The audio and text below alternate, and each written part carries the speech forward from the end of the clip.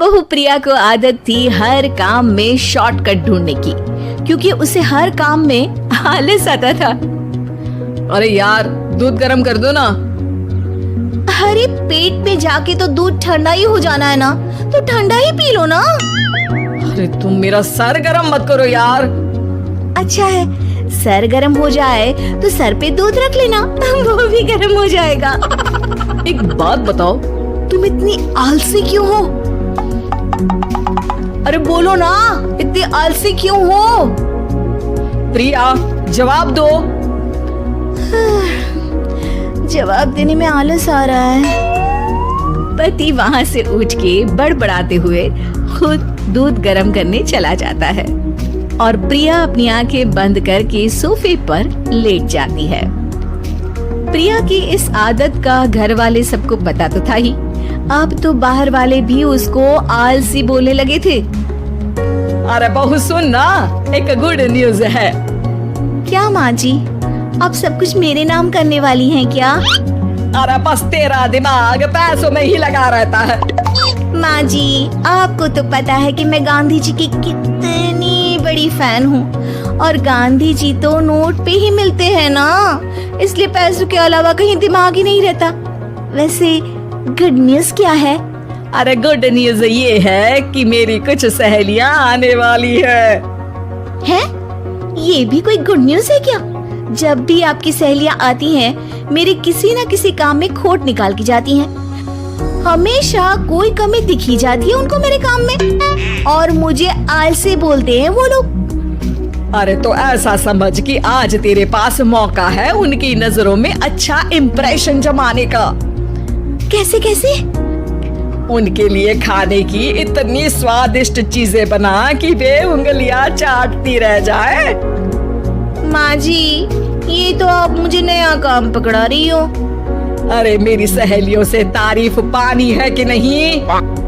हाँ, पानी तो है। तो बस जाओ, बन जाओ बावर्ची, लगाओ तड़का, कल शाम को आएंगी वो। अगले दिन सास सुबह से घर के बाहर अपनी सहेलियों के पास चली जाती है, और शाम को सब प्रिया के हाथ का खाना खाने घर आते हैं। आज देखते हैं कि प्रिया बनाती क्या है। हाँ, पिछली बार हमने बोला कुछ हल्का खाएंगे तो पापड़ फ्राई करके ला दिए थे बस। हाँ, और उसके पहले जब आए थे और बोला था कि भारी खाना खाना है तो तरबूज काट कर ले आई थी। बोल रही थी तरबूज भारी होता है ना। अरे बस भी करो, इतनी बुरी नहीं है मेरी बहू। तभी बहू वहाँ खाना लेकर आती है। पनीर कोफ्ता, भिंडी मसाला, शाही मसाला, दाल, डबल तड़का, लच्छा पराठा, मिस्सी रोटी। अरे बस बस बहू, इतना सारा खाना। अरे अभी तो और भी है, फ्राइड राइस भी है अभी तो आपके लिए, और हाँ, अरे सूप लाना तो भूल ही गई मैं। अरे लगता है पिछली बार की कमी आज पूरी कर ही देगी बहू। हाँ, आप खाइए तो। हाँ, खाएंगे तो सही, इतना खाना बना तो दिया है, अब देखना भी तो पड़ेगा ना कि बना कैसा है। हाँ, लगा ले भोग खुद को। खाना चखते ही तीनों सहेलियां प्रिया की वाहवाही करने लगती है। अरे शानदार, जबरदस्त, जिंदाबाद, मजे आ गए प्रिया। प्रिया की सास भी कमाल है, बहू को क्या जायकेदार खाना बनाना सिखाया है। अरे मान गए भाई, इतना अच्छा खाना तो हम में से किसी की बहू नहीं बनाती, और हम भी नहीं बनाते, झूठ क्यों बोले। अरे बस करो, खाने पे ध्यान दो, बोलती ही रहोगी तो खाओगी कब। ये लो, थोड़ा पनीर और ले लो। सास भी सहेलियों के साथ खाना खाने लगती है, पर बहू के साथ अपनी भी तारीफ सुनकर सास मन ही मन फूली नहीं समा रही थी। प्रिया ने बड़ी खुशी से सबको खाना परोसा, और सबने झट से खाना खत्म भी कर दिया। राधे राधे, मजा आ गया। और थक गई खाना खाते खाते, अब बस बिस्तर लग जाए मेरा। अब तो जब भी मेरे घर मेहमान आएंगे प्रिया को ले जाया करूंगी खाना बनाने के लिए, मेहमान भी खुश हो जाएंगे।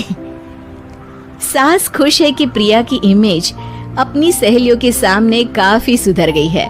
प्रिया खाने के बर्तन समेटती है। इतने में तीनों सहेलियां हाथ धोने किचन में चली जाती है। तभी एक सहेली देखती है कि किचन स्टैंड पर कागज पड़ा हुआ है। वो सोचती है कि कागज को डस्टबिन में डाल दे। जैसे ही वो उसे उठाती है तो देखती ही रह जाती है। दरअसल वो एक बिल है जिसमें वो सारी चीजें लिखी है जो उन्होंने अभी अभी खाई है।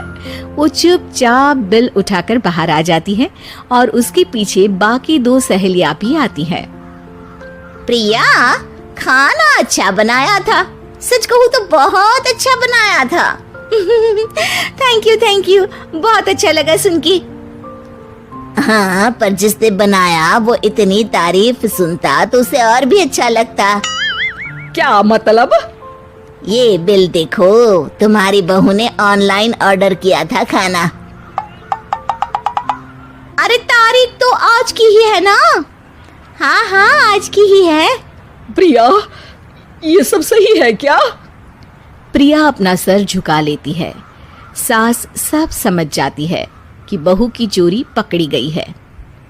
इतना भी आलस अच्छा नहीं प्रिया।